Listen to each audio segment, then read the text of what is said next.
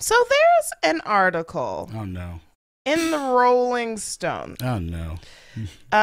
that takes issue with some of the, well, he calls this woman a outright conspiracy theorist, Louise Mensch, about the connection between the Trump administration and Russia. What do you call it? It was a Putin derangement syndrome arrives. Right. Yeah, I believe this is Matt Tabley. I don't think either of those was correct, but they were both close. Okay. Well, but I don't know how to say. Okay, so you're not even trying. Probably Taibbi. Okay. But yes, it's what you're talking about. That all of the things that we're hearing about where there might have been Russian intervention, it seems that he thinks none of this is legitimate, and that we are stepping close into mass hysteria now in a way that perhaps blinds us to the actual reasons that we have ended up here.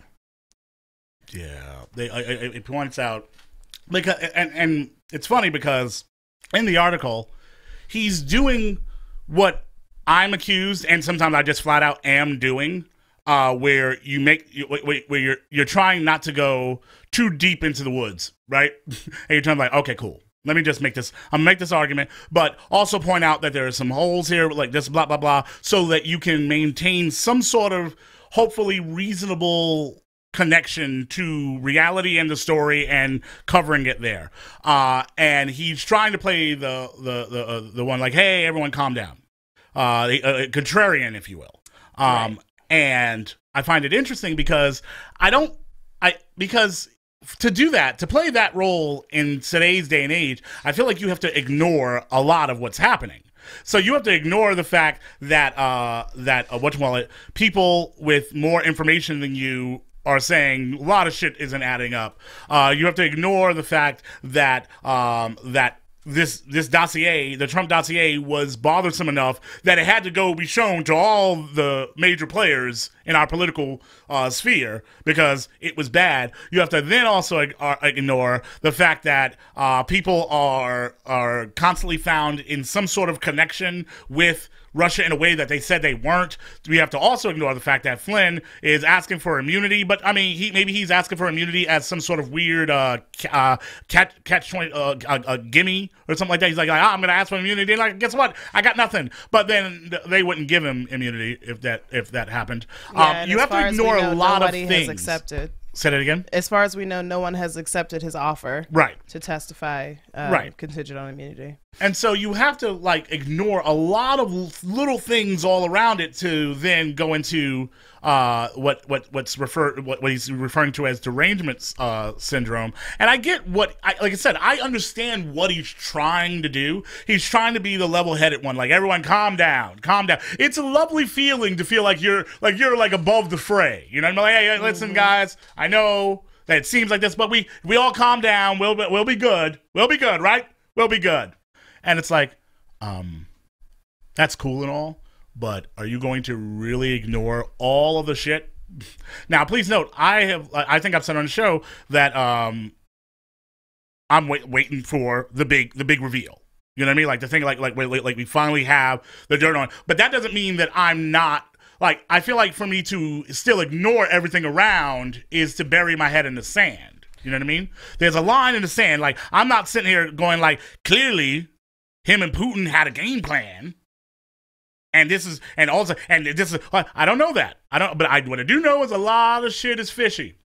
What I do know is that we keep finding stuff and stuff that you say isn't true, and people had to resign, and shit's weird.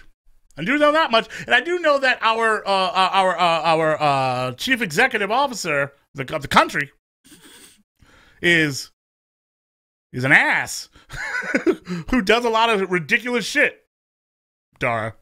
So, I mean, I don't know if that's derangement syndrome, because he points out the fact that people are wondering who is connected to Russia. Now, please note also in the hearings with Comey and his homeboy, Remember when they said that like Russia will be back and that they haven't quite left? Remember that? Mm-hmm.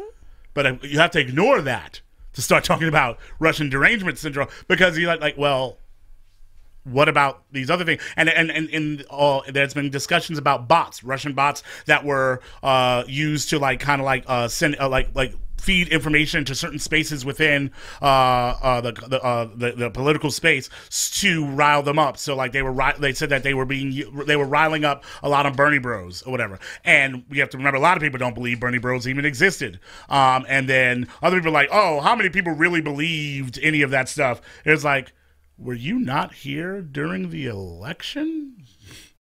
Seriously? Dara? Anybody? Not me.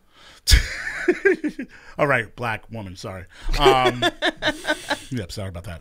But yeah, I stay on the right side of history. It feels weird. Like I get what his point is, and I do believe that we have to be careful not to like fall into like the trap of just spewing conspiracy theories. But at the same time, you have to also have enough common sense to go like, well, I smell a lot of smoke.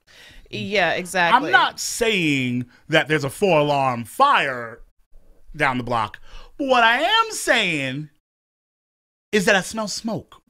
Does anyone else smell smoke? The thing is that he does. He mentions Louise Mensch, who, yes, more often than not, like, if you don't agree with her, then she's got a conspiracy as to why. This is a pattern with her. So I could see why calling her out specifically would seem to bolster his point. But at the same time, this thing that you're talking about, Elon, where in order to maintain the middle ground, you have to ignore a lot of information on either side. That's what's happening here. That's what got us here. And we've talked about before in the news media, this feeling that I have to remain fair and balanced. And when you try to remain artificially fair and balanced, you are not allowed to say the truth about a lot of things on I was going to say fringes, but not even the fringes, in the core of the things on the sides of you, right? So if you want to be a Van Jones, you have to ignore who Trump is and say, well, tonight he was capital P presidential. And I know I'm conflating two CNN pundits when I say it like that, but they are both saying the same thing. So yeah, it may be scarier that the truth does have one side over another, but at the end of the day, the only thing that's going to get us out of this is the truth. Well, and also the way he frames it is that people are afraid that, he says that people are afraid that they'll wake up and it's going to break open, and they were the ones saying, nah, it's not here. And all of a sudden, oh my God, it's here.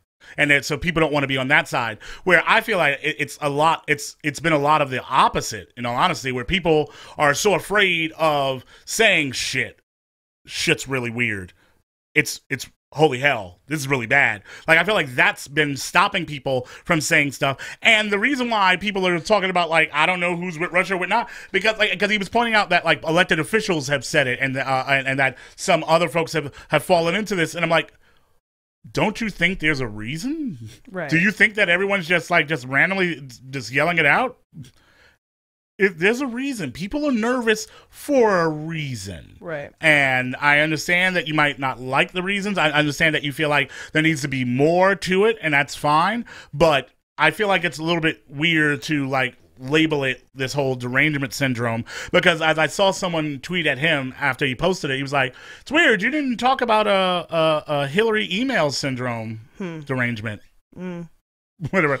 Which, I mean, neither here nor there. Maybe he thought it and he didn't write it. But the point is, there's a lot of conversations to be had here. And perhaps, while not jumping on the bandwagon of saying that that 45 is like in a room cooking meth with Putin, I don't know, breaking orange, but oh my God. But I'm not saying you don't have to say that, but at the same time, to act like everyone's just like nuts for being concerned about something that seems to have actively played a role in our electoral cycle, I think that you're being a bit problematic.